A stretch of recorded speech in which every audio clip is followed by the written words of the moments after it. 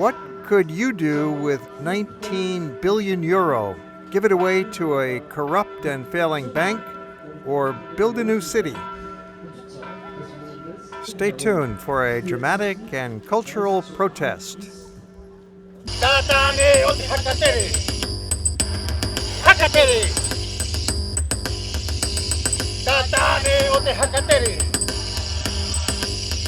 We'll see more of those exciting dancers later in this segment. While strolling through Vienna one evening, I wanted to get a twilight view of one of the city's greatest architectural landmarks, the Karlskirche. And it's particularly beautiful at twilight. So I got there just at the right time, but then I was surprised and at first a little disappointed by all sorts of activities happening in front of the church, which I thought were going to be interfering with my enjoyment of this sublime experience. And then I realized that something really wonderful and fantastic was going on. This was a political protest done with great artistic creativity.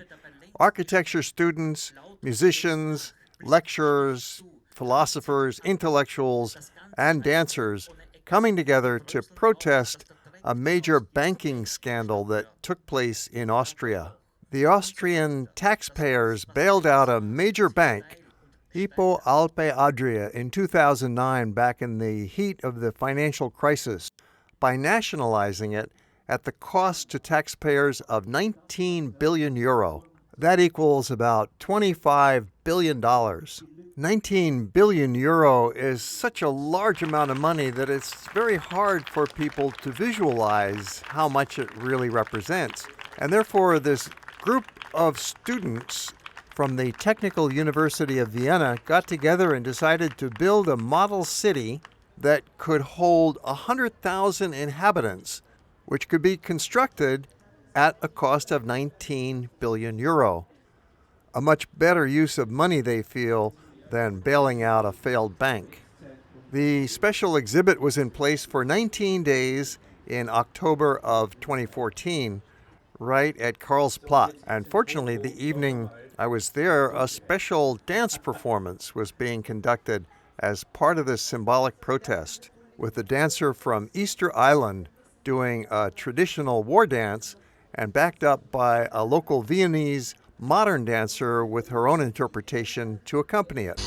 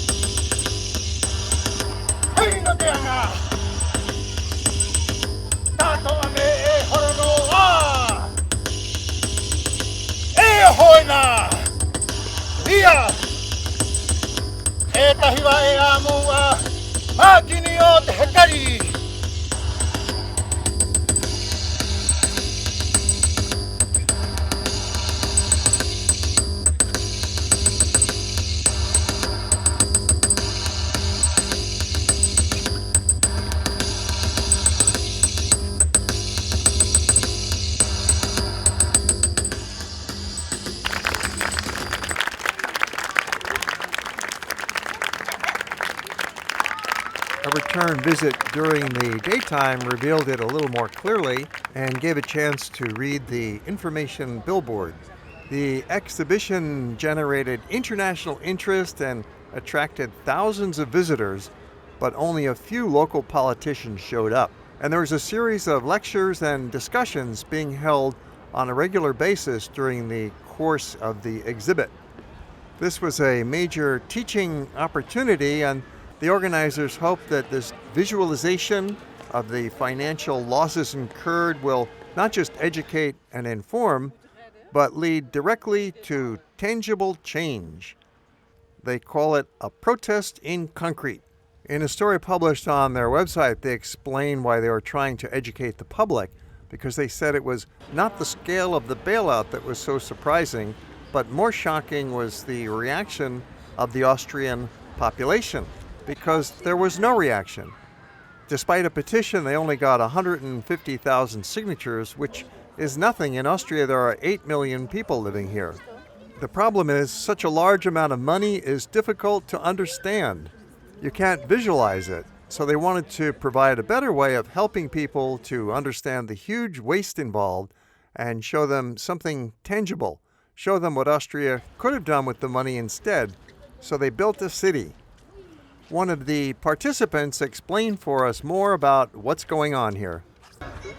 Yeah, so the students made this in order to make visible a sum of money that disappeared from the from the city in a bank scandal. So this was money that somehow disappeared, in the flux of capital that now is immaterial and that is so representative of neoliberal capitalism. So the students decided to make this visible through building and also making the whole calculation of a city for 100,000 people. 19 billions. And with this money you could build a city for 100,000 people. We came here to support it through Anna's invitation. Because we are dealing also with issues of society of control, extreme forms of capitalism, and in a piece that is called War. Talking about war in Europe, but also the imagination of war and the ideas around war, and related tourism, so that's very interesting for you, in Polynesia, with war and war dances. So we have hula kahiko, we have different interpretations, and the piece is a contemporary account of these dances and topics that are important now, like for example what Europe is doing with the frontiers, the masses of people that are moving and wanted to come into Europe, and how the system to keep them away is militarized, and many people in Europe don't know about how it works. So for example, that's one of the dances, it's called Frontex, and it's a manuino. Okay. But we also have a hula kahiko and different dances. Hula kahiko. Yeah. Well, thank you so much. Tatane o te hakatere. Hakatere. Tatane o te hakatere. Tatane o te hakatere. Hakatere. Ingoa o te tatane a pi. Tatane o te hakatere. Tatane o te hakatere. Kaite Hamata emoti Hamata emoti Hei no te anga Tato ame e horono a E hoina Ia E tahiwa e amu a Makini o te hekari